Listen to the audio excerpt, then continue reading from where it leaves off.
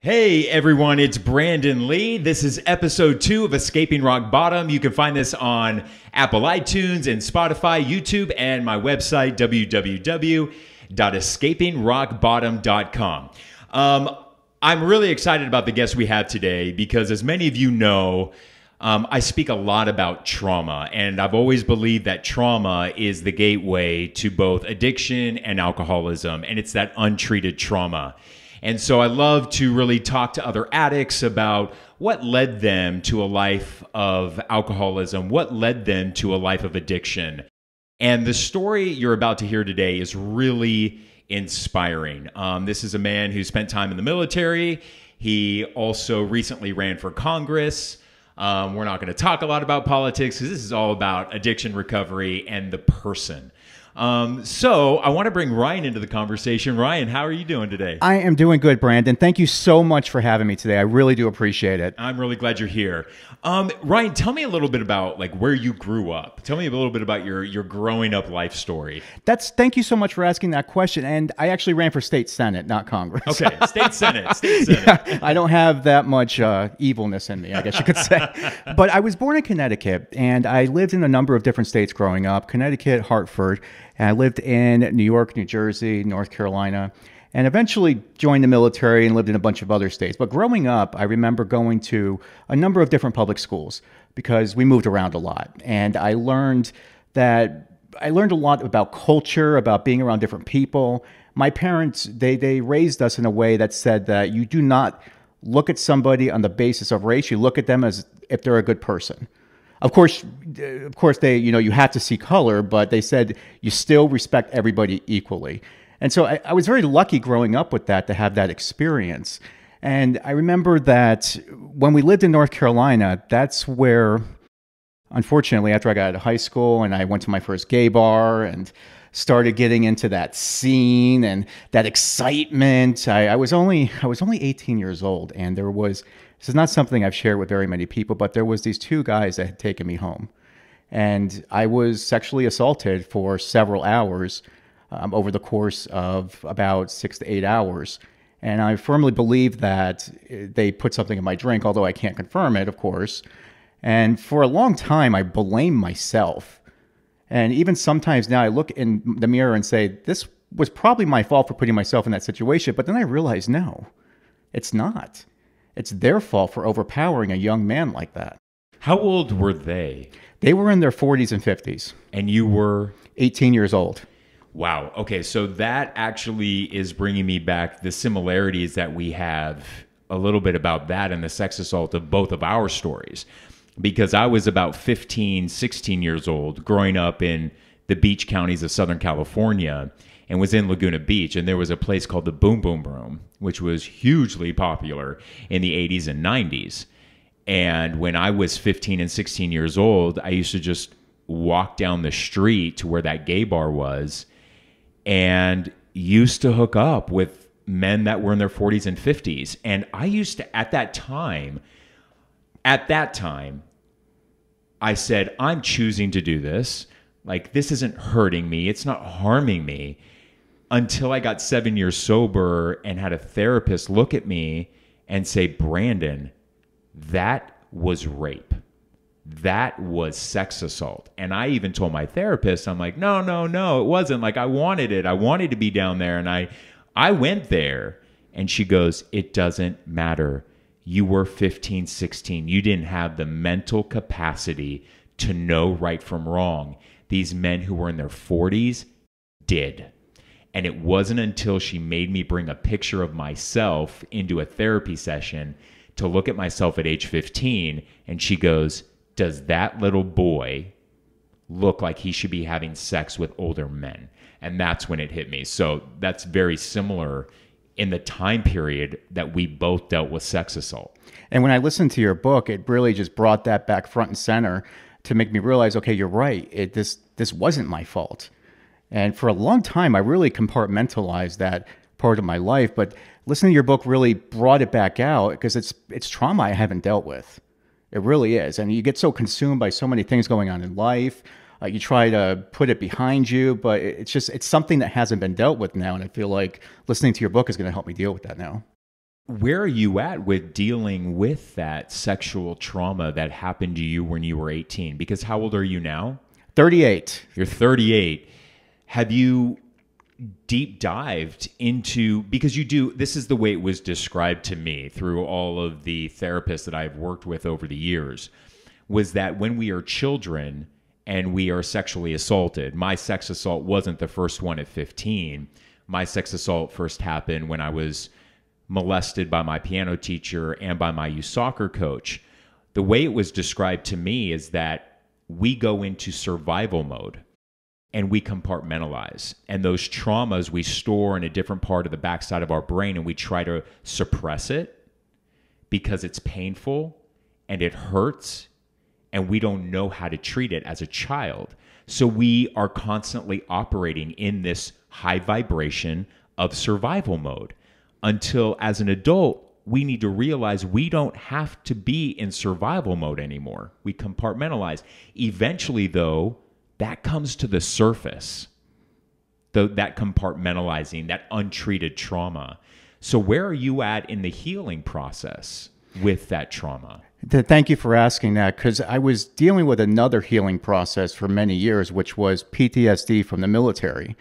And so having that trauma early on at 18 and going to the military and then building on top of that to deal with a whole other level of trauma, it took me about 10 years to really overcome the mental health issues and to get myself on a better path. Well, what was that like being? Take me back to when you enlisted in the military and what was your role? Sure. I'd love to talk about that. So I joined the military in 2002. I went in 2003, and I felt inspired. I felt inspired by all the patriotism and the love for country, and I felt like I needed to do my part. So I joined the Air Force. Fun fact, I was in Air Force ROTC for 4 years in high school, and I figured it was just a natural fit. I joined the Air Force and I became a military cop, and essentially that's a cute way of saying infantry for the Air Force. So we were the military police for the bases and for base defense overseas. And I went over twice. I went over to Iraq twice, Kirkuk, Iraq. And it was the first time I went, every single day for the first month, we were attacked. Every single day there was mortars coming in. And after about 2 weeks, it became just part of the job. Instead of running from it, you just walk home. Be like, okay, well, the mortar landed. Didn't blow up this time. I guess I'm good. You almost become numb. Yes, you become numb. And the problem I didn't realize when I came back the first time, I became a raging alcoholic. Raging. I was blacking out almost every single night. And then they got me ready to go back for a second time. Went for a second time and came back home. Became an even bigger raging alcoholic. And then I discovered West Hollywood, which is a whole other experience. Oh, I mean, we could do a whole podcast about West Hollywood. I mean, that's actually where I started using meth, was in West Hollywood. Same here. Unfortunately, it was the same place, same environment. It was another outlet that wasn't alcohol. And it was that self-medication. I was seeking that self-medication because I didn't understand what was happening inside my own head. And trying to overcome those mental health struggles, I didn't know what they were. I didn't even understand that I had mental health struggles. See, and that's one of the things, that I believe like my life's mission is trying to convince people who are not addicts to look at people who do suffer mental health issues with compassion instead of judgment. Because if people go beyond the surface of what they see of an addict's behavior and want to deep dive into where that addict made the wrong turn. And for some of us, we were forced off the road of a normal pathway to life because of those traumas. And that if we treat people with compassion and we offer them mental health services, we can really have such a big impact on people. Take me back to what it was like just being gay in the military at a time of war in 2002 when don't ask, don't tell was still the military's policy regarding gay people. Everybody in the military seemed that, well, not everybody, a lot of people in the military had a much bigger problem with my lifestyle than I did. And I was bullied nearly every single day. And I've been very open with everybody in my community about this, all my voters, and anybody who wants to talk about it, I'm willing to talk about it to them. And it made me who I am now. I wouldn't change it for the world. It was the best and worst experience of my life. But it showed me the need for having compassion. It showed me how important compassion, understanding, listening, and learning really are. Because people that were bullying me, they had no idea what they were bullying me for. It was because of fear on their part. And the same thing's happening right now with racial injustice. It's the structural system. Yes. I mean, gay people felt it in the military up until just recently. I think you can now be a little bit... I have friends who are in the military. They're open. They're out. Sure, are jokes made? Are jokes cracked? But what they tell me is that a lot of their straight allies in the military are beginning to stand up for them. So that gives me hope. But it was the system that was in place that really set gay men and women and those who identify as trans in the military, just set them up to be targets for harassment and bullying. Yes, and you're absolutely right about that. And it's funny, there was these two friends of mine in the military, and they came to me one night, and they brought me this comic book. And I still have it sitting on my bookshelf right now. It's called Prism. And they just walked in, they put it on the bed. It was my birthday. It was my 21st birthday. They put it on the bed and said, I was like, what is this? They said, Ryan, we know. We don't have a problem with it. So that was a brighter side of it. There were people that knew and appreciated it and would quietly stand up for me. Then there was a lot of other people who wouldn't and would push back on it because they were fearful. And I hate to break it to them, sweetheart, you're not that good looking. So when you came back to the States, you were in West Hollywood, you started drinking a lot to blackouts. Did you ever dabble into drugs? Yes, I did. What were your drugs of choice? Cocaine and meth. Not to get graphic into detail, did you smoke it? I smoked it. Did you smoke meth? Did you shoot it? I did not shoot it. I'm terrified of needles even to this day, and thank God for that. I'm with you on that. I only ever smoked it. I never slammed is the terminology in the addiction world, meaning that I didn't shoot it. I didn't use needles. From what I hear from my friends in recovery who did shoot, they say it's next level and it's that much harder to break free from. How much time? I never asked this question. They say this in AA, in the rooms of AA and CMA. How much time of continuous sobriety do you have? I don't ask people that. I always ask people how much total time of sobriety you have, because I'm of the belief if you relapse, you don't lose your time. I call that dark time. It's often my friend Adam, who was on my podcast on episode 1. He's a good friend of mine. And in Europe, they're using that a lot. I have like 10 years of sobriety time and like 7 months of dark time, because I don't believe you lose that time that you've gained in recovery, meaning that if I fail a class in my 12th grade, in my senior year in high school, do they send me back to kindergarten? And the answer is no. So apply that same logic to sobriety as well. So how much total time of sobriety do you have? 10 years from drugs, 10 years. I have not had drugs, hardcore drugs, in over 10 years. And even other things that might be out there, I don't dabble in whatsoever. Drinking is a very difficult thing for anybody, and it's something I have struggled with over the years. And as of today, this is my 16th day where I haven't had a drink, because during the campaign, I did find myself falling back into it more excessively. And I realized I had to put a stop to it at some point. And I just looked myself in the mirror. I said the Serenity Prayer one day, and I said, I fell off the rails. Well, first off, congratulations on 16 days. And thank you for your honesty, because honesty is the only way to go. Yes. It is the only way to go. As an addict, if we lie, whew, we are one step closer. For me, if I start lying, I'm one step closer to picking up that meth pipe. I just am. And I know that about me. And not going into politics, but it is part of your life. And what was it like being on the campaign trail? And what do you think led you to escape with a drink? Being on the campaign trail, and the most magical experience from running for office is knocking on doors. It is the hardest, but it is the most rewarding because you get to have that direct interaction. You get to have that fun and excitement. And then the pandemic hit. So that took away from the ability to go out there and knock on doors. That took away from a lot of the interaction. The human connect, touch to touch. Do you know what your love language is? I ask everybody this. Do you know what your love language is? I cannot think of it right now. Okay, so my love language is touch.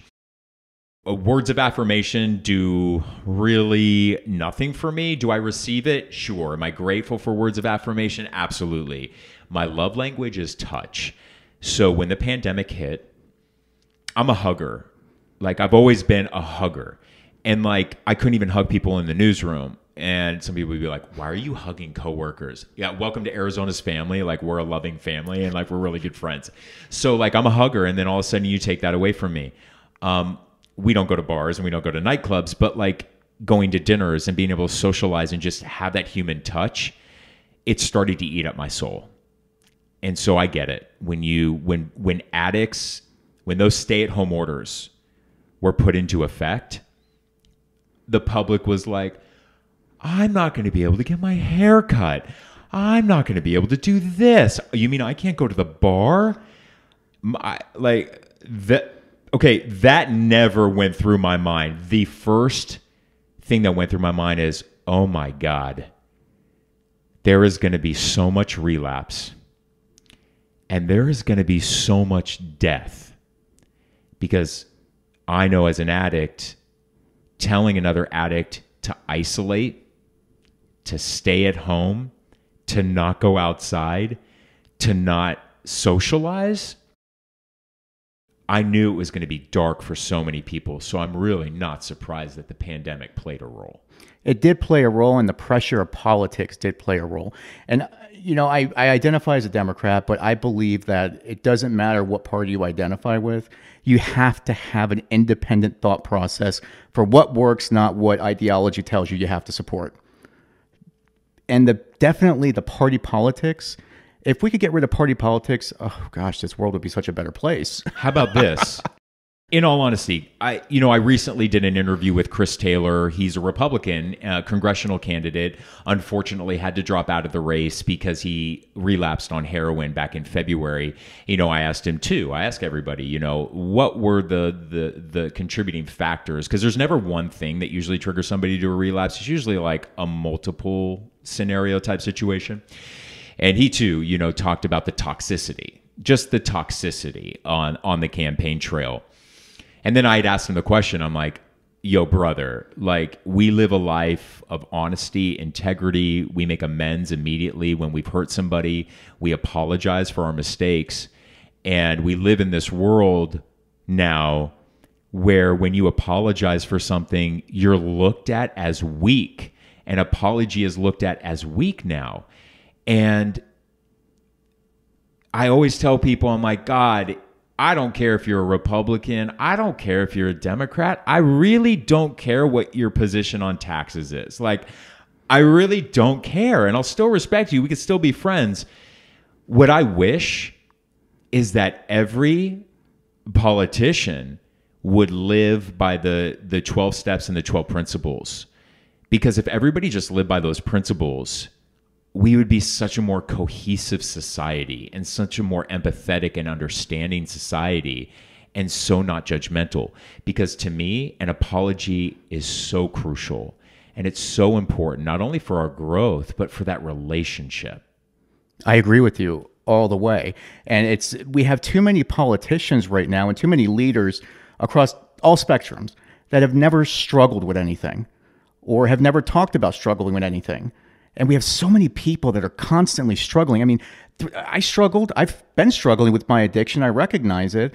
And I did fall off the bandwagon for a short period of time and drank a lot during the campaign trail. I recognized it after I was done and realized that if I let the pressure overwhelm me, this is what's going to happen. And we look at what addiction is. It's something that doesn't discriminate. It doesn't have a race. It doesn't have a gender.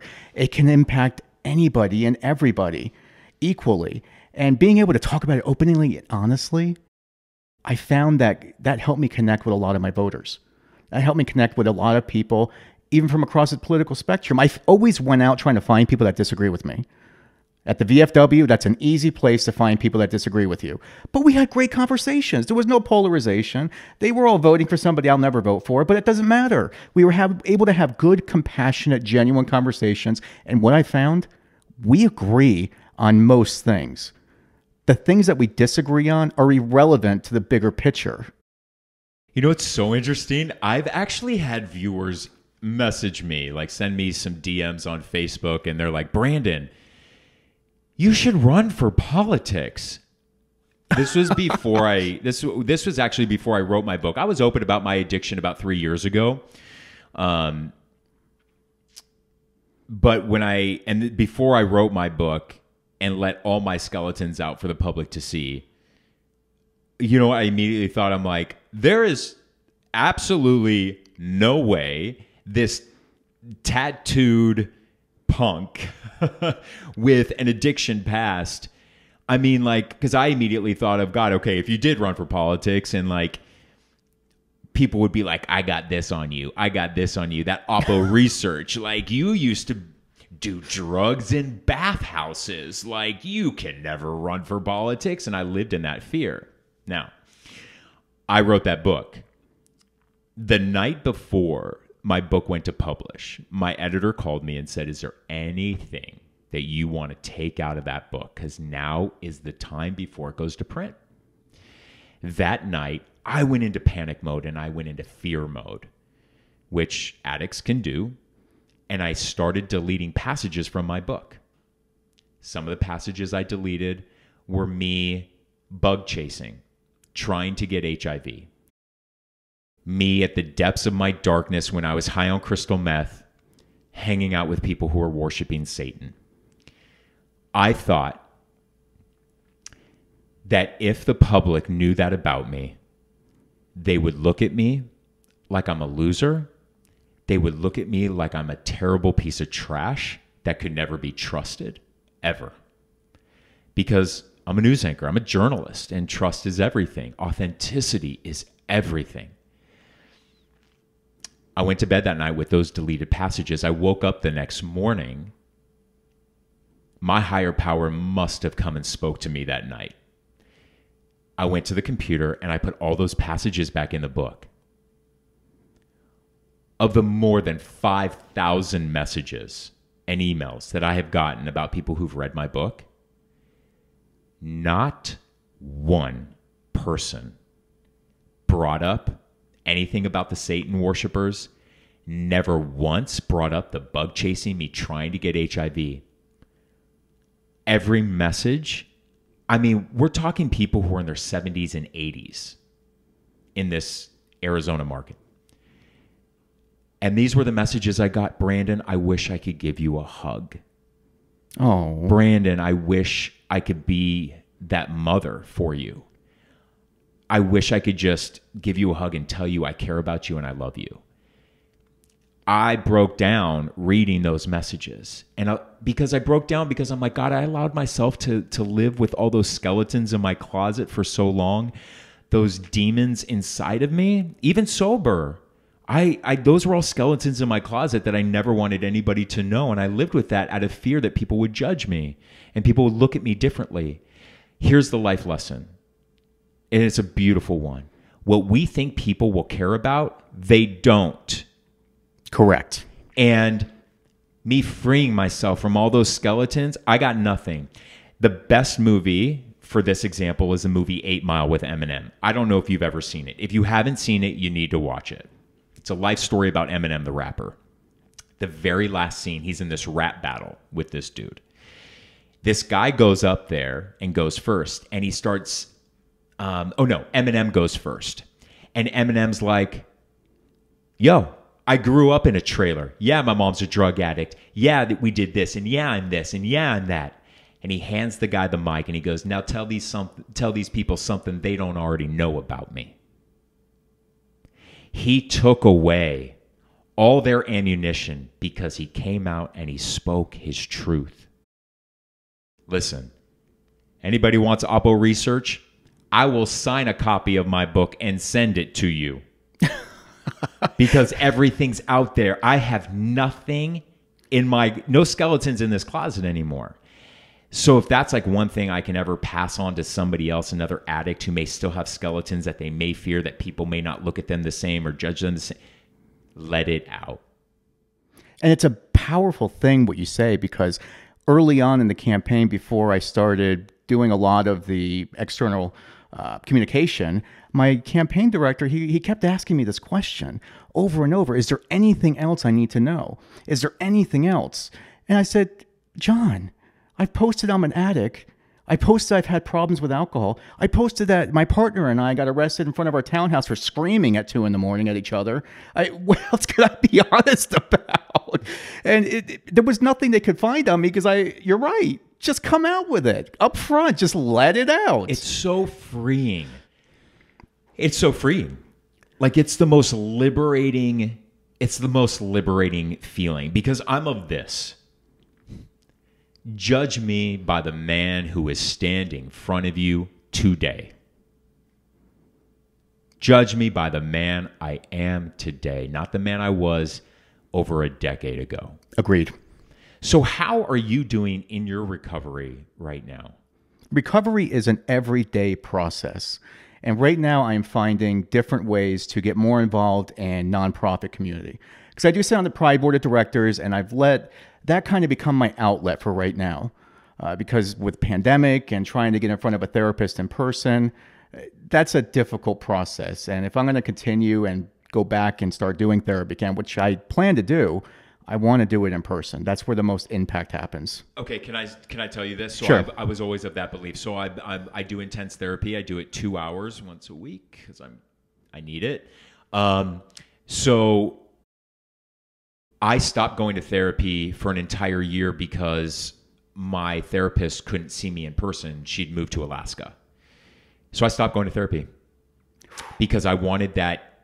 I was always of the belief I need to be sitting in front of that person in order to have that connection.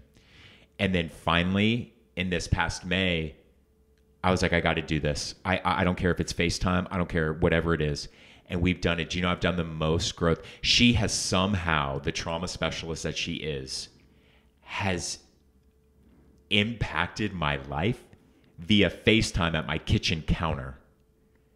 So if I can just pass off anything to you right now, do not let this pandemic prevent you from sitting face-to-face with a therapist. If you need to do it on FaceTime, I'm telling you, she has gotten deeper into my traumas via FaceTime than I have with other therapists face-to-face. That's fascinating. And I'm a touch person, so I love the closeness. You know, like when I do my podcast, I refuse to do this podcast via FaceTime or anything because I love the energy when we're here together and stuff like that. But I'm telling you, don't, because if that's going to prevent you from going out and using some time, therapy is so important for all of us addicts to really dig deep and constantly just be aware of certain things that are happening in our lives. Don't let that prevent you from reaching out. Thank you for that advice. I'm definitely going to be following up on that because I guess my love language must be touch then, because I like that in-person interaction. But now that you bring up that valuable point, I'm definitely going to pursue it. How has it been for you? Are you married? Are you married or? No. My partner and I, we've been together for 13 years. We're not married. Okay. It's working for us. We don't feel a need to change it. Totally fine. How though has that impacted your relationship, the addiction or the alcoholism? It has been an adventure for him, because he is not an addict. He's never had anybody in his family that was an addict. And so he was there for me early on when he helped me get off drugs. I mean, that was the big thing that he helped me get off, because he came over one night, and I was living in downtown Miami at the time. Came over one night, he saw I was spun out of my mind on cocaine, And he looked at me and he said, Ryan, stop doing cocaine. Please do it for us. And that sparked me. That was the spark that brought me to AA for over a year. And I was there for over a year and did everything, started following the steps, and felt like there was, towards the end, that whenever I stopped going, it was because I felt like there was a lot of judgment. And that's where I kind of disconnected from that, because there was a lot of judgment. I felt like I was being judged more than I should be. I'm coming here for a reason, not to be judged by all the gay men trying to hit on me, unfortunately. But I've been strong in not picking up drugs again. Thankfully, I've been able to overcome that very severe and short-lived but painful time in my life. Yeah, it's fascinating, having this conversation, because you have over a decade sober from drugs, but you are battling with the alcohol. Yes. The alcohol portion of it. And I'm just wondering, what is happening in your life right now that leads you to even fantasize or think about a drink? Right now, nothing is making me fantasize or think about a drink. Since the primary, since everything slowed down from 1,000 miles an hour to 0, I've actually had a lot of time to work on me for a change, to look at what am I good at and to focus on things that I care about, and to not have to be running around in 100,000 different directions. That's why 16 days since I picked up a drink, I'm proud of that, because that's the longest I've done it in a long time. And I'm really proud of that, because it shows that I do have the willpower as long as I'm able to have the right structure around me. What are you doing? What are you doing to, really build that strong sense of sobriety? I'm a firm believer that we create our own design for living. One thing that keeps me sober is this podcast, because what it does, twice a week, I film these and I get to have a conversation with another addict. And this to me is like a meeting. It always has felt like a meeting to me. So this podcast is part of my recovery. Therapy is part of my recovery. Outreach is part of my recovery. What are you doing right now as far as your design for living? For one, it's definitely going to the gym. That is a big part of it. And when I go to the gym, I leave my phone in the car. I go in the gym, and that's me time. That's where I just let an hour and a half of my day usually start out. The other part is writing. I love writing, and I love doing research and investigating new and nerdy and interesting stuff. That's my other outlet. Sometimes the words will come out, and I'll give it a day, then look back at it. I'm like, oh wow, who the heck wrote this? That was an angry statement that I made. So I have to rewrite it before I put it out anywhere. So writing and gym, those are my two, and cooking. I love to cook. I love cooking because that's something that distracts you. There's a very mechanical process behind it. And so those three things I feel like have helped me kind of keep my focus right now. And I've got to get back into therapy. That's just a reality, to make sure I could continue down a more positive path. Yeah, I encourage everyone who has the access and the means to go to therapy. There's nothing wrong with it. Doesn't mean there's anything wrong with you. I mean, I'm going to put this out there. I'm still waiting for Prince Charming to walk into my life. But I hope he's seeing therapy. I look at somebody who goes to therapy and I'm like, you're a strong person. Yes. I look at people who choose to go to therapy as strong people. And I actually think people who diss therapy are weak.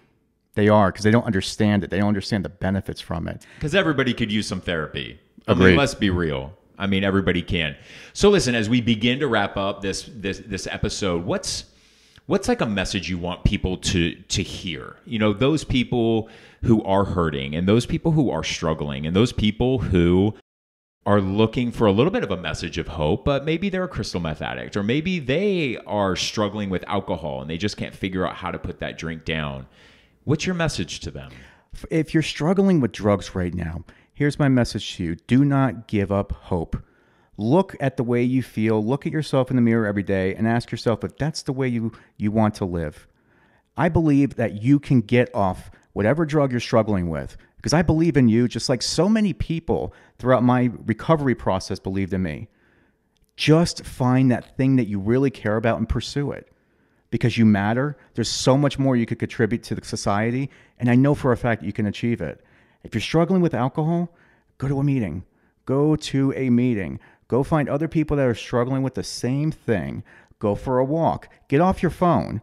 Read something. These are all things that may sound trivial, but if you start doing it every single day in place of a drink, these will become better habits than the ones you're currently doing.